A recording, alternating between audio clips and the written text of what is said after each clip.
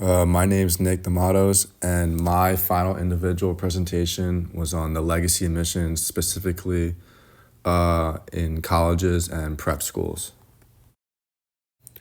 So, what was my main focus on my final project? My primary focus for it was to go behind the controversy behind legacy admissions, and I knew going into it that it was going to be controversial and more likely for articles and other sources to be against it. But for this case, I wanted to play devil's advocate and see if I can compel a strong enough argument for why it should be considered and continue to be implemented in today's admissions process for any school, whether it's prep school, private college, public college, anything. Shifting off the main focus, what was my main reasoning for this topic? Well, my main reason for me diving into this argument and/or topic was because of my personal experience with this. And this goes back to when I was applying for prep schools back in my freshman year of high school. I still remember vividly my family and I were told about how heavily influenced certain schools I was applying to use their legacy admissions as like their sort of base in terms of who can be accepted, who will be accepted. And it was like a shock to us to find out that there was a lot of families in there that had an automatic in due to, let's say, previous generations entering the school and how much money they've donated to in the past. And at the time, we weren't sure because we were thinking as if like everyone should be given an even shot, when in reality we found out it wasn't like that. And a certain school in particular was Lawrenceville, close to home, a school that I ultimately ended up getting accepted into, and an institution that my younger sister currently attends. They specifically had told my family how it worked and everything. And you may ask, how did I get in? Well, mainly got in through sports. That was my in and having a connection. But for many other students that I would say were a lot more qualified, didn't get in just because of being a first generation child entering the school. Pivoting off of that, going for my thesis for my research paper. My thesis for it was, while legacy admissions are often scrutinized for promoting inequality in the college admissions process, it is important to highlight why it exists in the system. They play a crucial role in creating a strong sense of community, supporting institutional continuity filled with connections/networks, and providing financial benefits that ultimately enhance the overall college experience for all students. So moving into my counter arguments in my paper, and before I get into it, I do want to state that it was a lot harder to find arguments that supported my thesis than it was to find counter arguments, rightfully so. I understood going into it that this paper was not going to be an easy one to write, just because of the day and age that we're in today's world. But nonetheless, some counter arguments that I ended up finding that were the most common in my sources was the fact that opportunities are being taken away from many other candidates that are very likely to succeed in any said institution. It promotes less diversity if you accept more legacy admissions, and the idea that it promotes this elitism factor in institutions when you only accept students that have an in because of their previous generations and their legacy status, and that's the only way that they're getting in. And as true as some of these may be, I did my research and I ended up finding reasons why these points may not be rightfully true all the time, or if at all.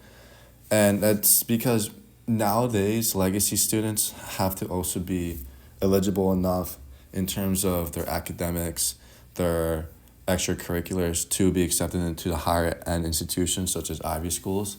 And the ones that come into mind most of the time is Harvard, Princeton, Yale, University of Pennsylvania, and you name it.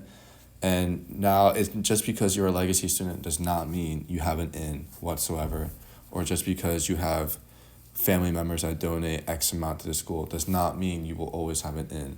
And one thing I found in common with the counter argument here, that just because you have legacy status means you will always get in, ended up not being true, as according to Harvard's legacy admissions, more than half to 60% of legacy admitted students that were capable of entering the school did not get accepted.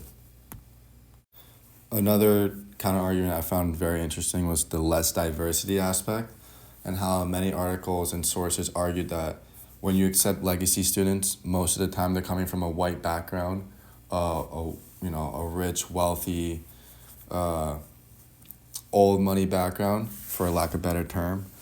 And although there's a lot of students that have this ability to get in because of such factors, that's not entirely true. As I was doing my research, I primarily focused in the Ivy schools because that ends up being where a lot of students end up applying to, regardless of their academics or extracurriculars.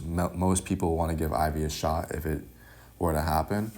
And I ended up finding out that Ivy schools are actually one of the best in terms of their diversity. And according to the U.S. News and World Report, on a rank of 0 to 1, 1 being the most diverse, Ivy schools can rank between 0.6 to 0.8 in terms of the diversity scale, which is very good for schools that end up accepting a good amount of legacy students because of the funding they get from their families. And then lastly, for my last counter argument, the elitism point. A lot of people argue this for Ivy schools because they are seen as highly selective institutions, and therefore, when most people don't get in, they often refer to the usual, I can't get in because X, Y, and Z, when in reality, these schools just have a low acceptance rate because of how many students want to apply and hope to get in, when in reality, schools don't have the space to facilitate all these people. And a stat that I found very interesting was that Princeton gets around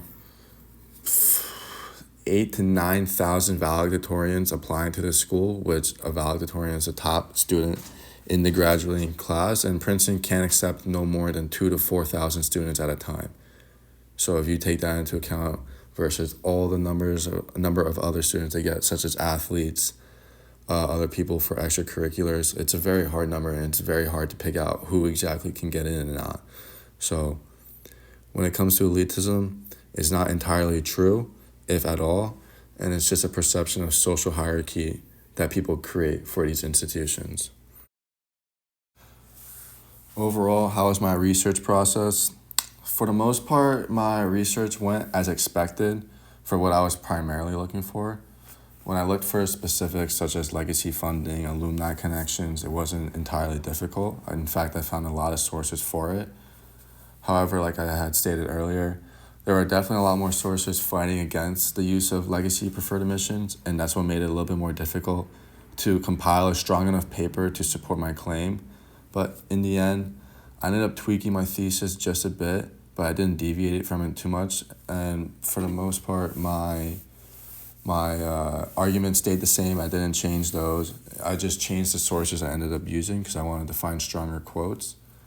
And ultimately, I believe I came with a very strong research paper supporting my claim, as hard as it was. And yeah, that's about how my research process went. Thank you.